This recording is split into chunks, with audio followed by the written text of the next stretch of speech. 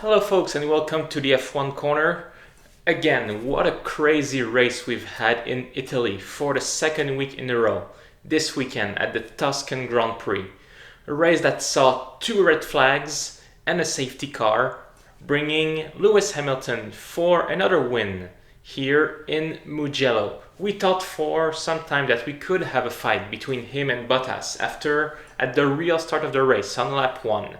Bottas managed to pass Hamilton, but then at the restart, after the first red flag, Hamilton passing Bottas again, and then it was over. Hamilton just flew, and after the second red flag, Bottas had actually a really bad start, got stuck behind Daniel Ricciardo for a while, so there was never any real hope for Bottas once the red flag was over.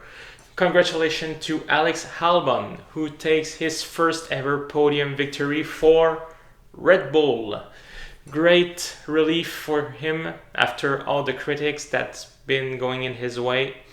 And also got mentioned Daniel Ricciardo, who will be gutted after fighting for podium.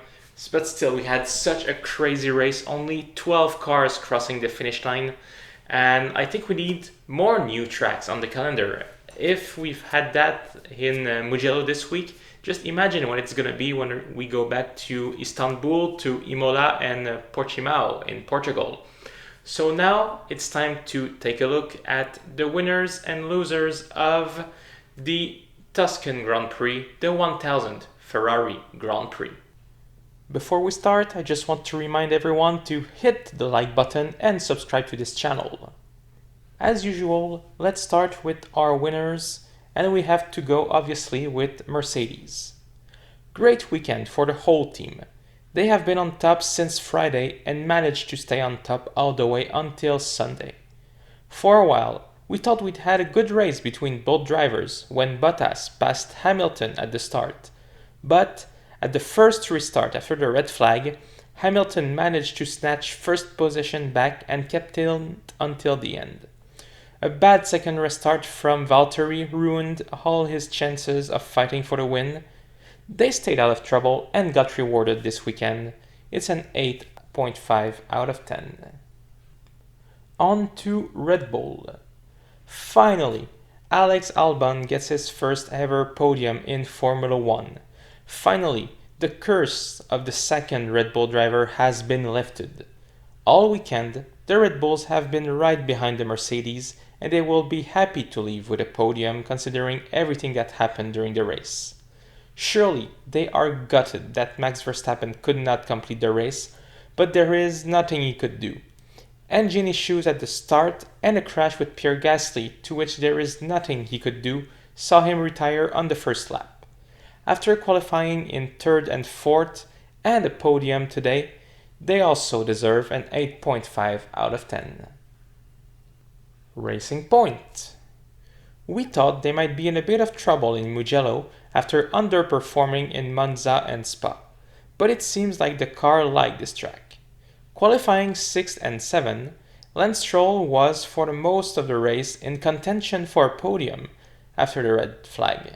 Sadly for him, tire failure saw all of his chances blown away on lap 44.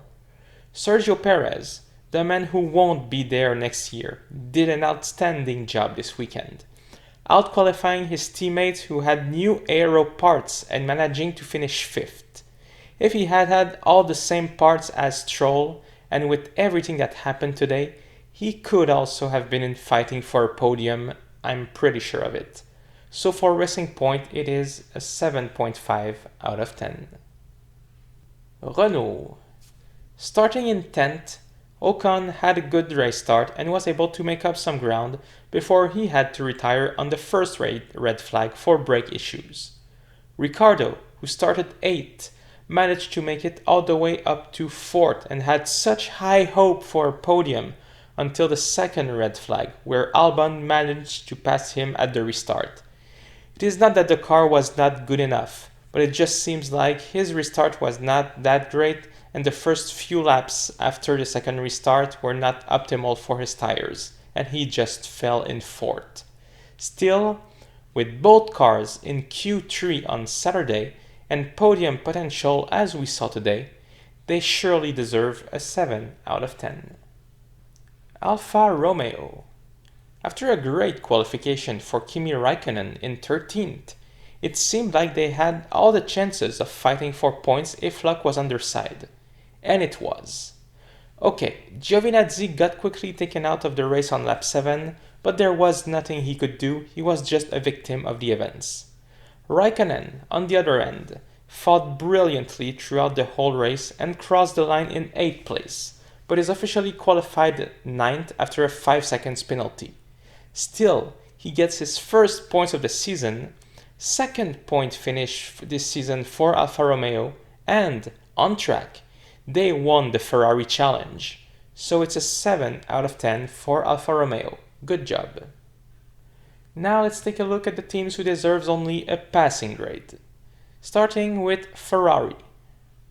Arriving at Mugello for their 1000th Grand Prix, we all thought and knew that it would be a very tough weekend for Ferrari, considering the performance of their car this year. On Saturday, Leclerc did an outstanding job qualifying in 5th place. During the race, they were lucky enough to avoid most of the trouble on track and manages to put both cars in the points in 8th and 10th. Yes, probably it would have been different if all cars had finished the race. But to be fair, they did their job and pulled this one out. They can be relatively satisfied of this 1000th race under the Ferrari brand. 6.5 out of 10. Williams. For a first race without the Williams family at the head of the team, they did quite a good job.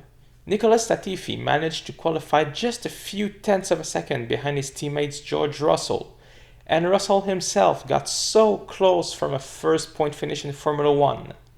Sadly, Latifi also was a victim of the action on track, while Russell probably only has himself to blame for not finishing in the points after a poor second restart at the end of the race.